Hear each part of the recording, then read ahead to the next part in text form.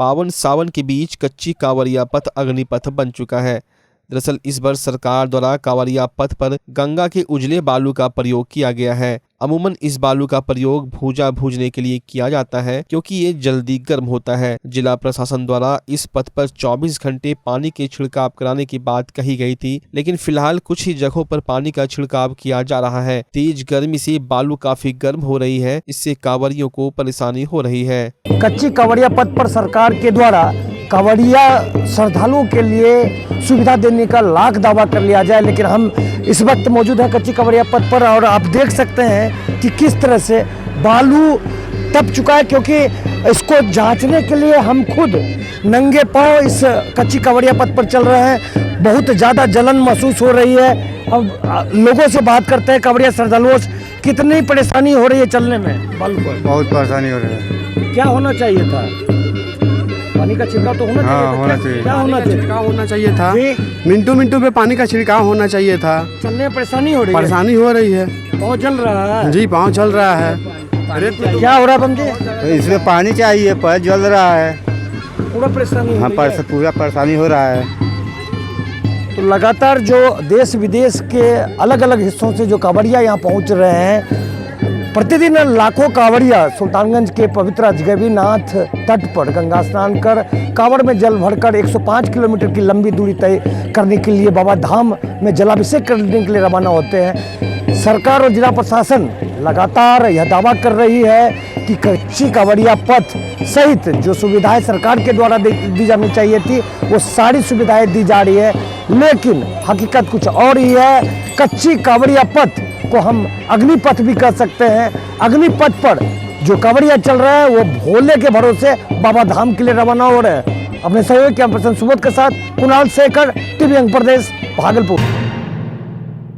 सड़क पर एक युवक धारदार चाकू हाथ में लेकर कहजारी चौक से मनाली चौक की ओर बेधड़क जा रहा था। इसी क्रम में मनाली चौक पर तैनात पुलिस जवानों के द्वारा उसे रोका गया और हाथ में लिए हुए चाकू पुलिस ने जब्त कर लिया। वहीं जब उसकी तलाशी ली गई तब उसके पास से गांजा काटने का एक हथियार और कई पुड़िया गांजा और कफ सिरप की एक बोतल बरामद की गई। युवक बार बार कह रहा था कि उसका घर किसी ने तोड़ दिया है, इसलिए वो उसकी हत्या करने के लिए जा रहा है। पुलिस की गिरफ्त में आया व्यक्ति ने अपना नाम अंकेश कुमार राम बताया है और खुद को बरारी का रहने वाला बता रहा था। वहीं पुलिस की मुस्तैदी के कारण युवक पकड़ा गया, जिसके बाद पुलिस ने युवक को आदमपुर थाना भेज दिया। वहीं उससे पूछताछ की जा रही है। युवक साफ तौर पर कह रहा था कि वो गांजा और कफ सिरप का सेवन करता है। आ गया सर, मेरे घर में मेरा घर तोड़ दिया गया है। कौन तोड़ दिया? जो भी तोड़ा है, अब क्या बोले। आज क्या किया, आज मेरा मन था उसको मार देने का। मेरा घर, मैंने छत्ता तोड़ दिया।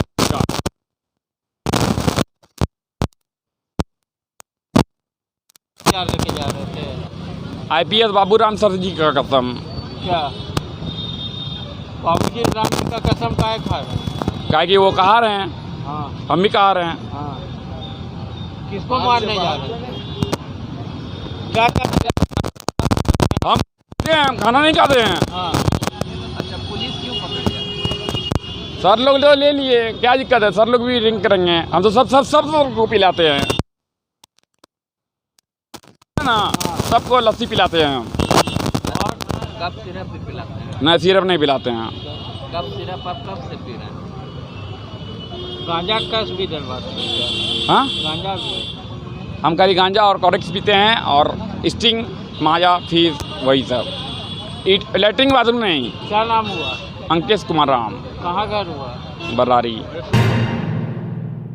भागलपुर के स्टेशन परिसर में सोमवार की देर रात एक बमनुमा वस्तु मिलने से सनसनी फैल गई। दरअसल यह बमनुमा वस्तु जीआरपी कार्यालय के बिल्कुल पीछे फुटओवर ब्रिज के नीचे वाहन पार्किंग की जगह पर मिली, जिसे देखते ही पार्किंग वालों में अफरा तफरी का माहौल बन गया। बता दें कि सोमवार की दोपहर स्टेशन परिसर में डीआरएम की अध्यक्षता में आजादी का अमृत महोत्सव मनाया गया, जिसके बाद डीआरएम ने पूरे स्टेशन परिसर का निरीक्षण भी किया। इसके बावजूद स्टेशन परिसर के भीतर किसी भी विस्फोटक पदार्थ का मिलना अपने आप में एक बड़ा सवाल है। वहीं प्रत्यक्षदर्शियों ने बताया कि वे लोग पार्किंग के आसपास आसपास घूम रहे थे। तभी उन्होंने रस्सी से लिपटे हुए उस वस्तु को देखा जिसमें उन्हें बम होने की आशंका दिखी और उन्होंने फौरन रेलवे पुलिस को सूचित किया। जानकारी मिलने पर आरपीएफ इंस्पेक्टर रणधीर कुमार दल बल के साथ फौरन मौके पर पहुंचे। हालांकि बम निरोधी दस्ता नहीं होने के कारण किसी ने भी उस वस्तु को हाथ नहीं लगाया। वहीं पूछे जाने पर इंस्पेक्टर ने बताया कि बम निरोधी दस्ता आने के बाद ही किसी चीज का पता लगाया जा सकता है। 6 घंटा बीतने पर बम स्क्वाड की टीम मौके पर पहुंची और वो बम नुमे वस्तु की जांच की जिसमें किसी तरह का बारूदी पदार्थ नहीं पाया गया। फिलहाल पुलिस मामले की छानबीन कर रही है।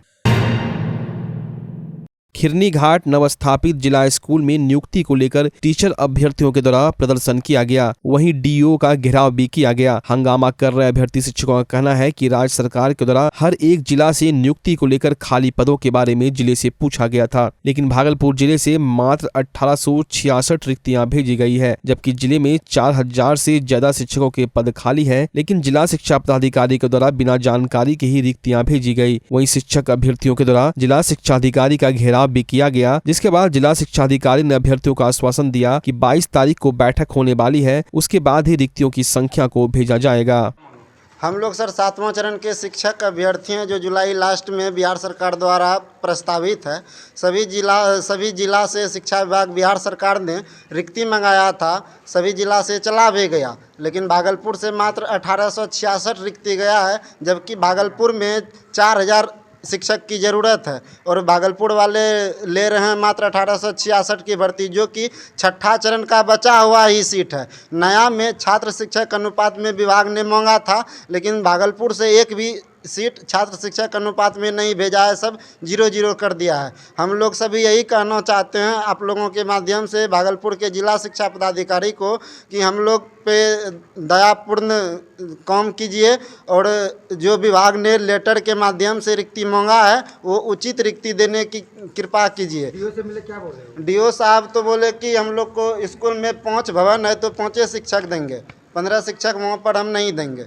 इस तरह अब समस्या सर विभाग का प्रॉब्लम है, हम लोगों का प्रॉब्लम नहीं है। एक विद्यालय में मान लीजिए 700 नामांकित छात्र है और छात्र शिक्षक अनुपात में वहाँ पे 30:1 में शिक्षक की ज़रूरी है और वहाँ भी 5 शिक्षक देगा और स्कूल में बच्चा भी आएगा मात्र में 100-150 पढ़ने, तो उसमें हम लोग क्या कर सकते हैं? वो तो शिक्षा विभाग का खराब शिक्षा नीति है। तभी तो यदि अच्छा शिक्षा नीति रहता बिहार का तो बच्चा लोग सरकारी स्कूल में ढेर से ढेर आता पढ़ने के लिए, प्राइवेट स्कूल की तरफ जाता नहीं।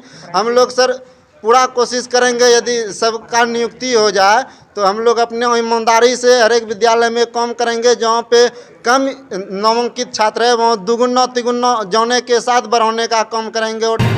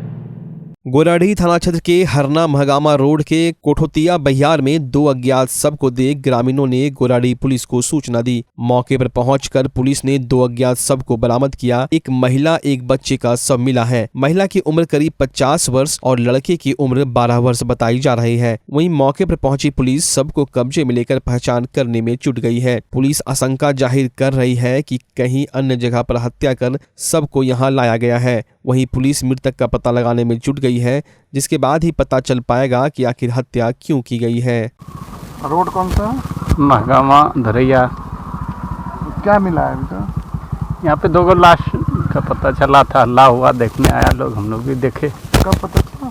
ये 12-12:30 बजे के हल्ला हुआ गाँव में।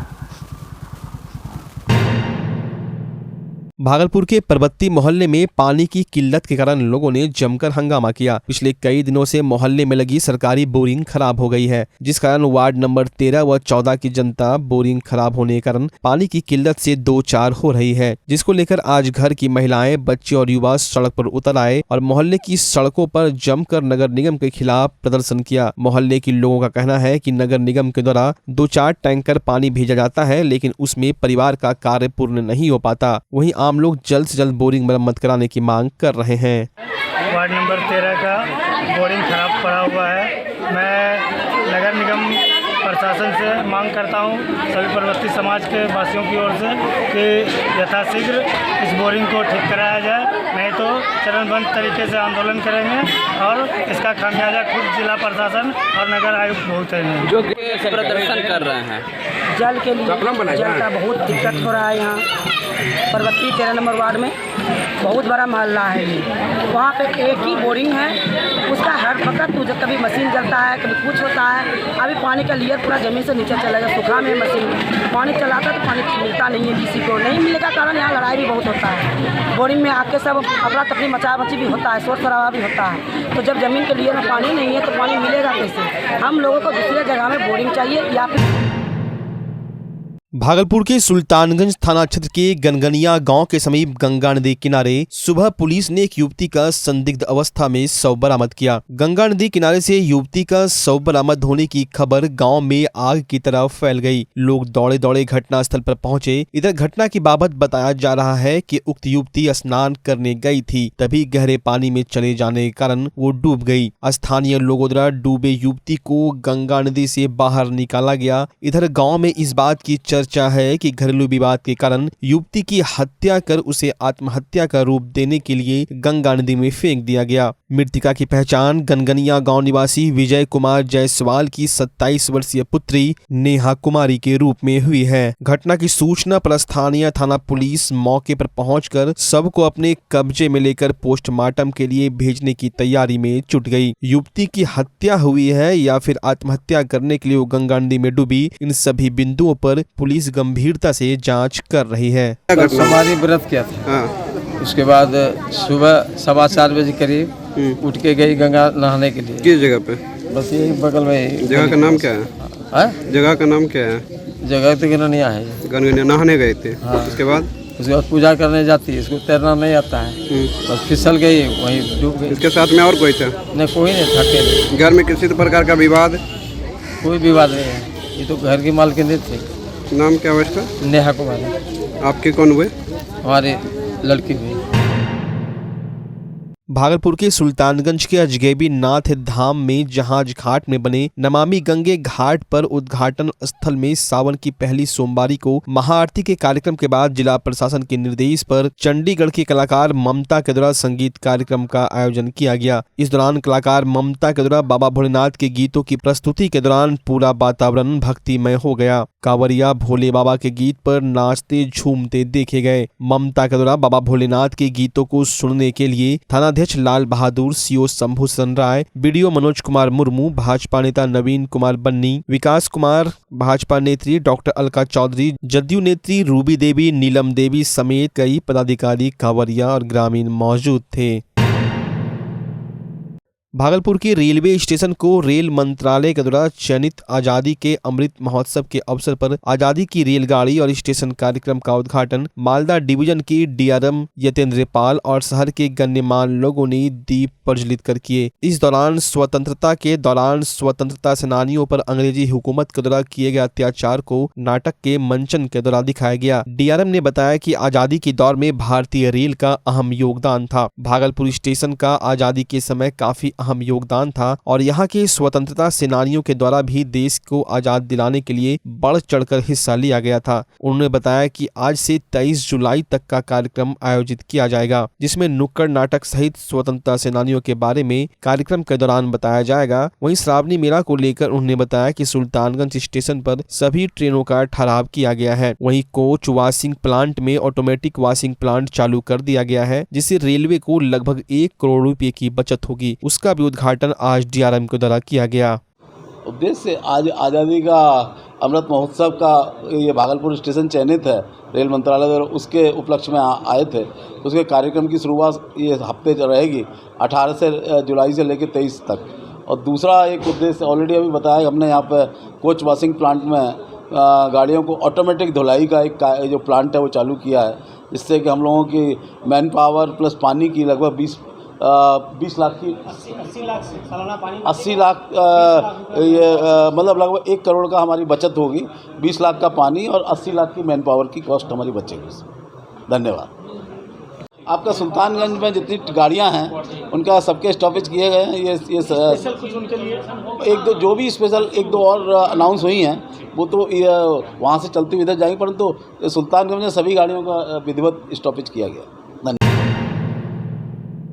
सावन के पावन महीने के बीच सुल्तानगंज से जल भरकर रवाना हो रहे कांवरियों को पैदल चलने में पहले से ज्यादा सहूलियत हो रही है। दरअसल कोरोना काल से पूर्व कांवरिया पथ के दोनों ओर जल जीवन हरियाली के तहत हरे बड़े पेड़ पौधे लगाए गए थे, जो अब काफी बड़े हो चुके हैं। इससे सिर्फ वातावरण ही स्वच्छ नहीं है, बल्कि कांवरियों को चलने में काफी आराम हो रहा है। कांवरिया बताते हैं कि जहां हम लोगों को पहले परेशानी होती थी, धूप में चलना पड़ता था, लेकिन अब ठंडी हवा और छांव के साथ चलते हैं। दूसरे राज्यों से आए कांवरियों में भी इसको लेकर खुशी है। एडीएम ने बताया कि 3 साल पहले पेड़ लगाए गए थे, लेकिन 2 साल कोरोना के कारण यात्रा नहीं हुआ। इधर तेजी से पेड़ बड़े हुए, इससे कांवरियों को सहूलियत है। जहां जगह खाली है वहां और पेड़ लगाने की पहल की जाएगी। बहुत अच्छा लग रहा है, बहुत हरा भरा, बहुत हरियाली है, वातावरण शुद्ध है, बहुत अच्छा लग रहा है और थकने का कोई असर भी नहीं पड़ा है। कंवरिया भाव के बहुत अच्छा लग रहा है। यहाँ के सरकार के बहुत से शुभकामनाएं। यहाँ की सरकार अति उत्तम। अब जो यहाँ के भाजपा सरकार नीतीश गवर्नमेंट को बहुत से धन्यवाद। हम उत्तर प्रदेश से आए हैं। और यह जो हमारा पिच रोड के बगल में ही उसी के लॉन्ग बनाया गया है और उस पर पेड़ भी लगाया गया है लगभग 3 सालों में। सही बात है, पिछले 2 सालों से तो हम लोगों की यहाँ ये कांवड़िया की यात्रा बंद थी, लेकिन इस बार जब अचानक लोगों ने इतनी भीड़ से के साथ इसमें भाग लिया है तो वह पेड़ काफ़ी काम का आया है। उसके नीचे हम लोगों ने बालू भी बिछाए हैं कि उनको पैदल चलने में कठिनाई नहीं हो, और पेड़ के बड़े हो जाने से जो छाया है, साथ ही जो मिट्टी है जल्दी सूखती नहीं है। इस दोनों से कांवड़ियों को काफ़ी आराम हुआ है। हम लोगों का और प्रयास है कि उस मार्ग में जितना जल का प्रबंधन है, पानी पीने के लिए सुरक्षा की व्यवस्था तो हम लोगों ने रखी ही है, तो ये सारे प्रबंधन भी उसमें ठीक रहे। जगह जगह पर कुछ कुर्सियाँ भी लगाई गई हैं जो फिक्स्ड कुर्सियाँ हैं, जिससे कि लोग बीच में थक जाएं तो वहाँ भी बैठ सकते हैं। ये सभी प्रबंध हम लोगों का कांवड़िया पथ में है। हाँ बिल्कुल पूरे ऑल अलॉन्ग हम लोगों की ये पूरी कोशिश होगी कि सावन माह में काफ़ी धूप जब होती है तो बहुत तीखी धूप होती है, तो यह कांवड़ियों के लिए बहुत वर्षों से एक बड़ी समस्या थी, जिसके निदान के लिए यह प्रयास हुआ है और हम लोग को यह महसूस हो रहा है कि ये प्रयास काफ़ी सफल है। भागलपुर जिला अंतर्गत लोदीपुर थाना क्षेत्र के बिशनपुर जिच्छो बाईपास के समीप तड़के सुबह ट्रक से टकराकर एक अधेड़ की मौत हो गई। मृतक की पहचान रसूलगंज के निवासी अनिल सिंह के रूप में हुई है। बताया जा रहा है कि मृतक बिशनपुर जिच्छो स्थित आरबी प्लाजा में गार्ड का काम करते थे। वो अपने घर से साइकिल से काम करने जा रहे थे, तभी बाईपास चौराहा से आगे ट्रक से टक्कर लग गई और मौके पर ही उनकी मौत हो गई। आनन फानन में लोदीपुर पुलिस घटनास्थल पर पहुंचकर लाश को अपने कब्जे में लेकर पोस्टमार्टम के लिए भागलपुर भेज दिया और ट्रक को ड्राइवर सहित आगे की कार्रवाई के लिए थाने ले गई। और जो डेथ किया उसका क्या नाम था? क्या नाम दिया? अनिल सिंह। अनिल सिंह। कहाँ घर हुआ मृतक का? घर तो हुआ पिपरा, लेकिन वहाँ घर बना के रहता था। कहाँ? रसूलगंज में। रसूलगंज कोढ़ा में। थाना यही पड़ता है लोदीपुर। दिलीप कुमार उसका नाम था। अनिल सिंह। मतलब शादीशुदा था। उम्र कितना होगा उसका? उम्र लमसम 60 साल। कहाँ जा रहा था साइकिल से? ड्यूटी करता था पेट्रोल पंप के। तिलका मांझी भागलपुर विश्वविद्यालय के सभी कॉलेजों के साथ साथ विश्वविद्यालय के प्रशासनिक भवन में बिहार राज्य विश्वविद्यालय एवं महाविद्यालय कर्मचारी संघ और छात्र राष्ट्रीय जनता दल द्वारा प्रदर्शन जारी है। एक तरफ जहां बिहार राज्य विश्वविद्यालय एवं महाविद्यालय कर्मचारी संघ ने बीते दिनों अपनी 13 सूत्रीय मांग को लेकर 18 जुलाई से अनिश्चितकालीन हड़ताल जारी रखा है, वहीं दूसरी ओर युवा राजद के कार्यकर्ताओं ने विश्वविद्यालय एवं कॉलेजों में तालाबंदी कर विरोध प्रदर्शन कर रहे हैं। आज दोनों संघ एवं पार्टी के संयुक्त तत्वाधान में प्रदर्शनकारियों को एकजुट होकर प्रदर्शन करते देखा गया। जिस विश्वविद्यालय कुलपति रामधारी सिंह दिनकर हुआ करते थे, आज वो विश्वविद्यालय स्थायी कुलपति की बाट जो रहा है। विश्वविद्यालय की शैक्षणिक गतिविधियां बद से बदतर होती जा रही है। छात्रों के साथ साथ कर्मचारियों और शिक्षकों को भी काफी परेशानियों का सामना करना पड़ रहा है। कुल मिलाकर हम कह सकते हैं कि तिलकामांझी भागलपुर विश्वविद्यालय प्रदर्शनकारियों का अड्डा बन गया है। प्रदर्शनकारियों की मांग है कि विश्वविद्यालय में स्थायी कुलपति जल्द से जल्द बहाल हो और विश्वविद्यालय की शैक्षणिक स्थिति को सुदृढ़ किया जाए। हम लोग अपने मांगों को लेकर के 18 तारीख से अनिश्चितकालीन हड़ताल पर हैं।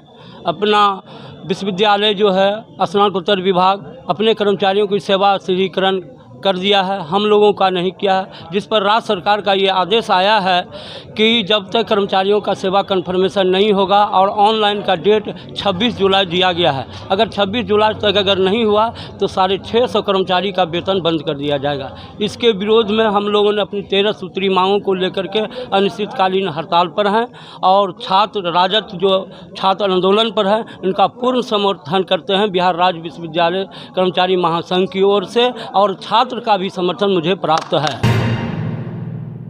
किसान के बेटे ने बनाई किसान की जिंदगी पर आधारित फिल्म माटी, कहानी किसान की। हमारा भारत एक कृषि प्रधान देश है। इस देश में किसान की मेहनत, उनकी मौजूदगी हम लोगों के लिए बहुत महत्वपूर्ण है। माटी, कहानी किसान की नामक हिंदी पारिवारिक फिल्म जो कि अंग प्रदेश की धरती पर बनी है, यह फिल्म 2 भाग में उपलब्ध है। इस फिल्म में किसान से जुड़ी बातों को बखूबी दिखाया गया है। इस फिल्म के निर्माता संजीत कुमार संगम है, जो कि बिहार के जाने माने मिमिक्री आर्टिस्ट एवं सफल यूट्यूबर है। इस फिल्म में उनका अभिनय बहुत ही शानदार है। वहीं फिल्म के निर्देशक भागलपुर के नाथनगर निवासी सानू धनराज है, जो कि पहले भी कई सारे शॉर्ट फिल्म का निर्देशन कर चुके हैं और इस फिल्म में उन्होंने भी अभिनय किया है। इस फिल्म में संजीत कुमार संगम, वेदांत कुमार, प्रीतम मुंगेरिया, राम जानकी, राजनंदनी, सपना, शत्रु आर्य तथा कई सारे अन्य कलाकारों ने काम किया है। इस फिल्म को लेकर लोगों के बीच काफी उत्साह देखा जा रहा है। लोगों के द्वारा फिल्म काफी पसंद की जा रही है। इस फिल्म का उद्देश्य है कि किसान आत्मनिर्भर बने, अपनी आने वाली पीढ़ी को खेती की गुणवत्ता के बारे में बताया जाए तथा शिक्षा व्यवस्था में बदलाव करने की जरूरत है। साथ ही नई तकनीक को अपनाने की जरूरत है।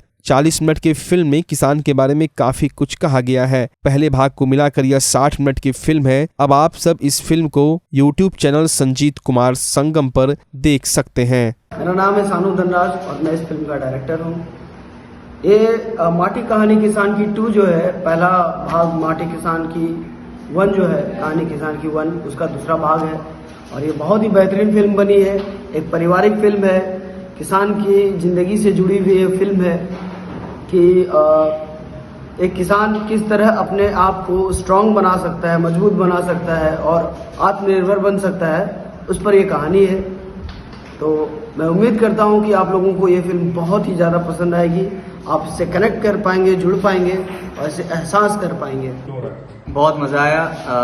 पार्ट 1 पार्ट 2 दोनों बहुत बेहतरीन फिल्म रहा। बहुत बढ़िया एक अनुभव रहा हम लोगों का और सभी का प्यार और सपोर्ट मिला है। एक समाज पर, एक गांव का बहुत बेहतरीन किरदार है, ठीक है, और वहाँ की जो घटनाएं होती है गांव में, समाज में क्या क्या, और एक किसान के साथ क्या समस्याएं आती है, वो किस तरह से लड़ता है, समस्या का समाधान ढूंढता है। बस यही हमारा फिल्म है, यही उद्देश्य है, आत्मनिर्भर बनने का, आत्म भारत बनने का। ये मूलतः भारत एक कृषि प्रधान देश है। यहाँ के 95% लोग कृषि पर ही आधारित हैं और हम पुराने अर्थव्यवस्था के तहत, पुराने मशीन, पुराने औजार के तहत हम खेती करते हैं, जिससे हमारी फसल में उतने उपजाऊ नहीं कर पाते हैं जितना कि अभी नए टेक्नोलॉजी से कर रहे हैं। तो इस फिल्म में दिखाया गया है कि नए टेक्नोलॉजी से खेती करने से हमारे फसल में जो उपज हो रही है, दिन दुगनी चार चौगुनी की तरह। फिल्म मूलतः कहानी खेत खलिहान और किसान की है। अच्छी फसल उपजाने की बात इसमें बोला गया है, नई टेक्नोलॉजी की बात बोली गई है और मेरा जो फिल्म के हीरो है वो एग्रीकल्चर्स की पढ़ाई करके नए तरीके से अपने इलाके में खेती करते हैं और किसानों को नई नई टेक्नोलॉजी की शिक्षा दे करके और फसल की अच्छी उपजाऊ करवा रहे हैं। मैं चाहूंगा आप लोग इस फिल्म को देखिए और खुद डायलॉग सुनिए। अच्छा, रवि किशन जी होते तो कैसे बोलते थे? बाबू की जिंदगी ठंड बाबू काफी कमाल की मूवी बनल बा। हम चाहब कि पूरा परिवार के साथ यूट्यूब पर जाएं और फिल्म के सर्च करें। फिल्म के नाम एक बार रिक्वेस्ट है सर, माटी कहानी किसान की। पवन सिंह एक बार रिक्वेस्ट है। पवन सिंह आवाज। नमस्ते, प्रणाम भैया। ये हिंदी मूवी बनी है, फिल्म का नाम है माटी कहानी किसान की। और आइए लालू जी से पूछते हैं, लालू जी क्या हाल चाल बा? अरे हाल समाचार बहुत बढ़िया है।